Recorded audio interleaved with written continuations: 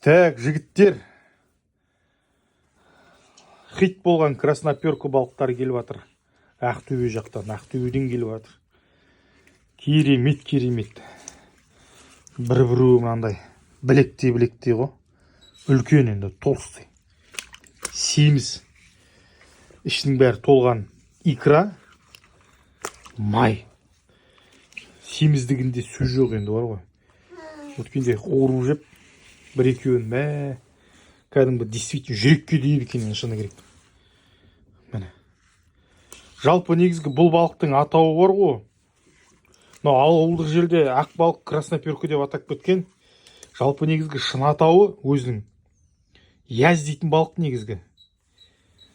Подяз дейді. Подяз дейтін балық қой, бұл дейтін үлкен болып өсе береді, мынадай болып жайрық сияқты. Яз деген балық жалпы. Бірақ сол енді ауылдың атауымен красноперка жаңағы ақ балық деп атауымен атап кеткесін солай кетті.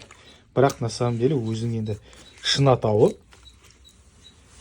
яз дейтін балық. Өте семіз мынау. Тіпті ойлаймын, ана ребец балығы бар ғой, ойнап қалды ма деп.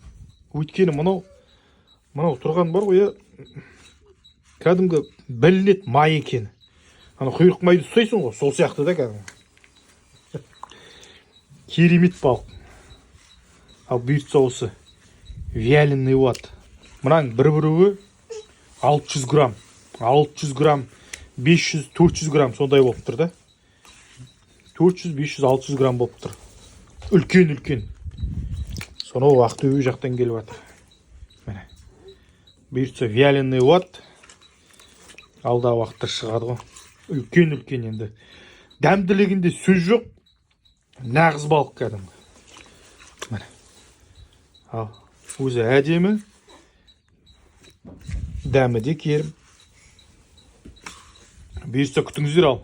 Алдағы уақытта.